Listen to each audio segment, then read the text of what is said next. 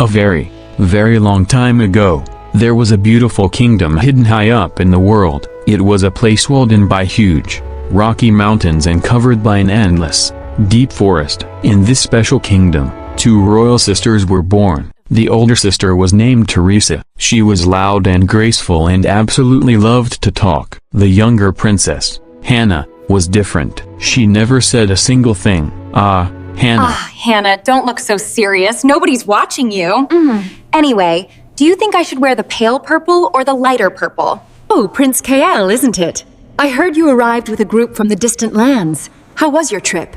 Those tall mountains can be so moody. But there was a wonderful secret about Princess Hannah that no one knew. She could hear the quiet, slow voices of nature. When she walked by a huge, old tree, she could hear a deep, slow voice saying, "We are enough for the growth of this trunk."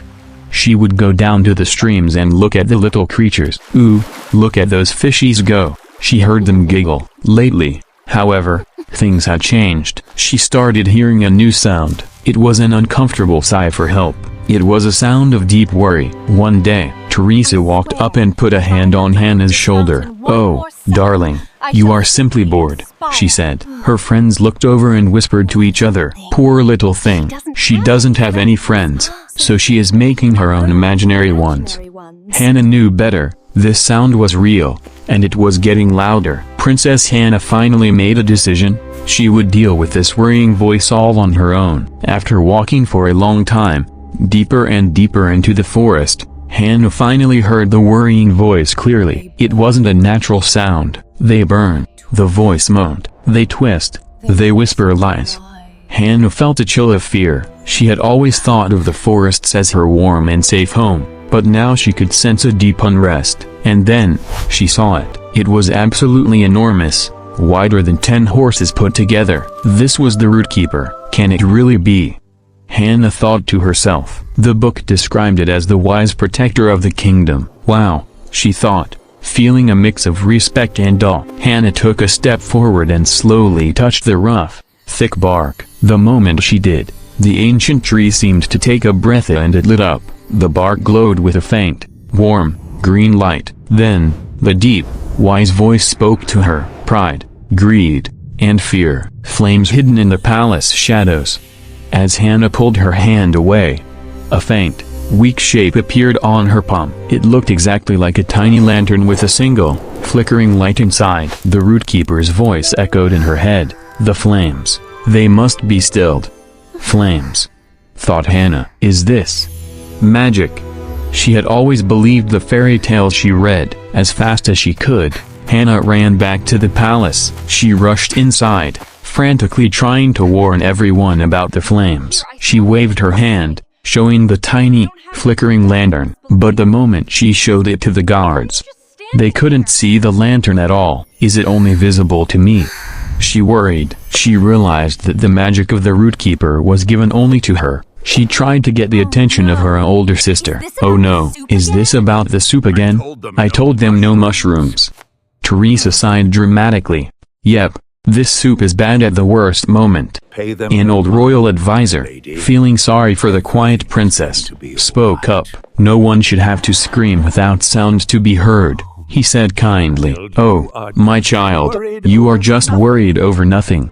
They did not listen. They never did. Because she couldn't speak, the palace simply thought she was always upset, defeated, heartbroken. Hannah returned to the huge Root Keeper tree. Confusion and sadness filled her heart. It was as if the giant tree understood her deep feelings of failure and frustration. The Root Keeper shivered. And then, slowly, 3 leaves drifted down from its high branches. Hannah bent down and touched each of them to pick them up.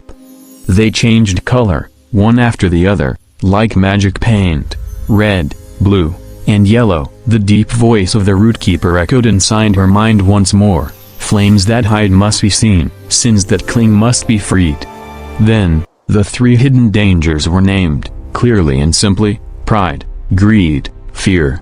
The Root Keeper explained that these 3 silent sins were hiding inside the palace. Hannah held the leaves gently but with a quiet, strong determination. The next day, Hannah started her mission. She knew exactly where to go to find people showing off their pride, the royal council chambers. She slipped inside and listened quietly to the loud claims and boastful plans of the kingdom's most powerful people. Then, a powerful general named Sir Lancelot spoke. He was known for being an amazing war leader. "We must attack right away," he announced loudly. A kind advisor quickly spoke up. "Sir Lancelot, they have come with a peace offering. They want to avoid war. How can we possibly attack them?" The moment the advisor said attack, Hannah's palm began to burn. It was the little magic lantern. The sin of pride was very close. She quickly took out the 3 colored leaves, and the red one, which stood for pride, almost jumped towards Sir Lancelot. The moment the red leaf was drawn toward Sir Lancelot, it turned incredibly bright and suddenly showed his reflection right on its surface. Then, something strange and amazing happened. Sir Lancelot suddenly began to speak the absolute truth. "Peace is for losers," he blurted out. The kind advisor was shocked by the raw honesty. "Your supremacy," he asked the general, "is that why you pushed for so many terrible battles before?" Another council member stood up. "We are not taking this kingdom into another battle just to please your personal pride. We unanimously vote you down." "What? No, I mean, I don't know why I said that," Sir Lancelot sputtered, suddenly snapping out of the leaf's magic. But Hannah knew exactly why he had said it. He was a great general, but he was poisoned by the sin of pride. Right away, one of the tiny, flickering lights inside her lantern faded into a calm, steady glow, and the red leaf shriveled up and burned away to ash. The Rootkeeper's first lesson was complete. Pride would not be ruling the battlegrounds anymore. The king stood up, his face heavy with sadness. "My people are already starving," he said, shaking his head. "And here I had a rogue leader leading us right into battles for absolutely nothing." The word starving hit Hannah hard. Her palm began to burn again, this time much hotter than before. The little magic lantern was telling her that a second sin was close. Wait, where is that amazing aroma coming from? Hannah wondered. The smell was rich, warm, and delicious. The smell led her to an old amphitheater round, outdoor building. It was a closed structure, dusty, old, and almost falling down. How could this place possibly smell like a feast? She thought, looking at the broken-down building. She crept closer and peeked through a crack in the wall. Inside, she saw tables covered with mountains of food: roast chickens, piles of bread, and sweet, beautiful cakes. "Just another tray fattens the table," she heard one of the royal chefs whisper with a laugh. "The royal chefs need to be more royal with their food now," another chef joked. Hannah was absolutely shocked beyond belief. The royal chefs were stealing from the rations of the supplies of food meant for the general public. As soon as she understood the terrible truth, the green leaf of the one that stood for greed brightened up immediately in her hand. She held the glowing green leaf tightly, and then it happened. "Wait, who rang that gong?" someone yelled. Just like magic, the old walls of the amphitheater began to collapse, as if they were being taken apart. In the blink of an eye, the entire amphitheater, along with the feasting chefs and the nobles, was suddenly teleported out of the palace grounds and right onto the busy, hungry streets of the kingdom. The common people, thin and weak, looked up and saw the giant feast right in front of them. "What a feast!" one person cried out, his voice filled with pain and anger. "We are starving here, and they are eating everything."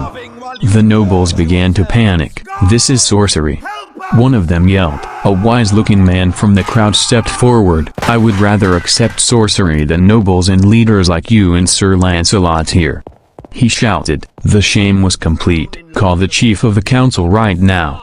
And the chain reaction, or domino effect, of truth-telling didn't stop there. The chief of the council was none other than the queen herself. The queen rushed to the scene. Teresa, the talkative princess, rushed up to her mother. "Mother, you don't know what all has happened in your absence."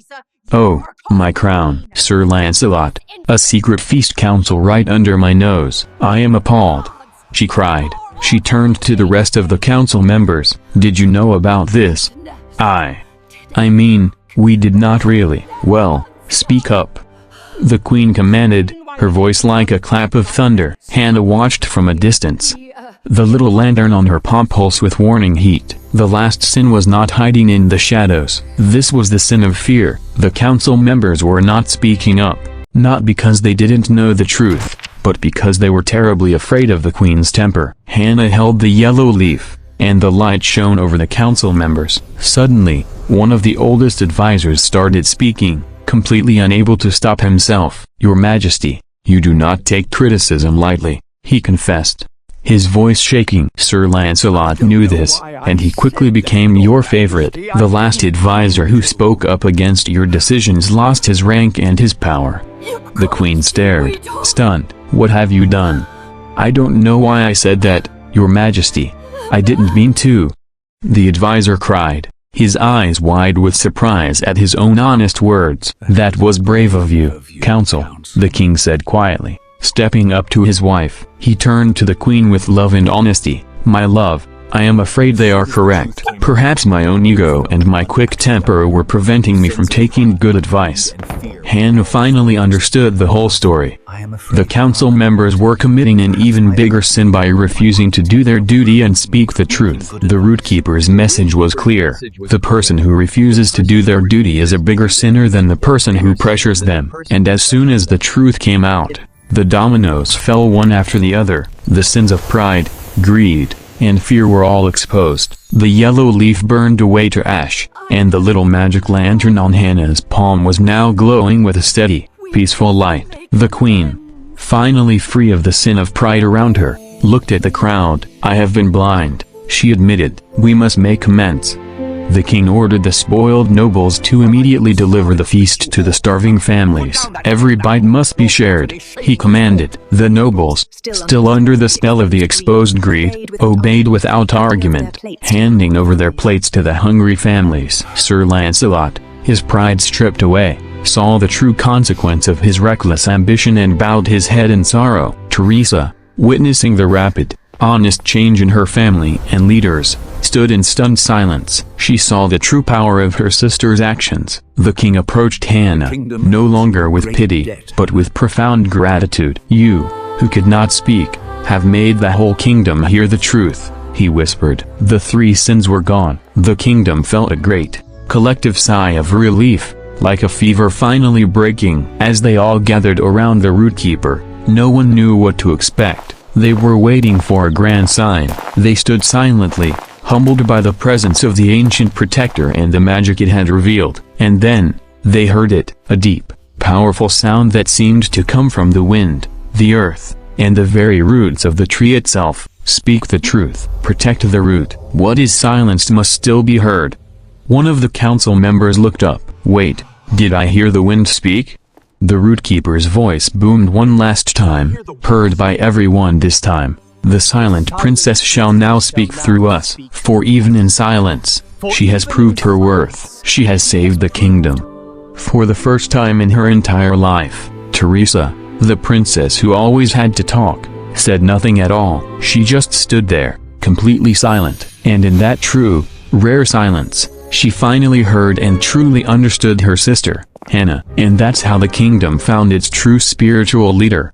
The palace had been saved by the one princess who couldn't speak a single word. Princess Teresa, the king, and the queen all happily bowed down to their new, quiet, spiritual leader. But Princess Hannah never took the crown for herself. She didn't want to be queen. Instead, she encouraged Princess Teresa to rule, promising to guide her from the quiet strength of her own heart. Teresa hugged her sister and said, "I'll lead with your voice in my heart, Hannah, I promise." In the end, it wasn't just silence that saved the kingdom, or only words that ruled it, but the perfect harmony and balance between the two sisters. They proved that true power lies in both a clear, public voice and a deep, quiet understanding. Together, they led the kingdom into a brighter, honest, and more peaceful time. They are the perfect balance, the voice and the spirit of the kingdom.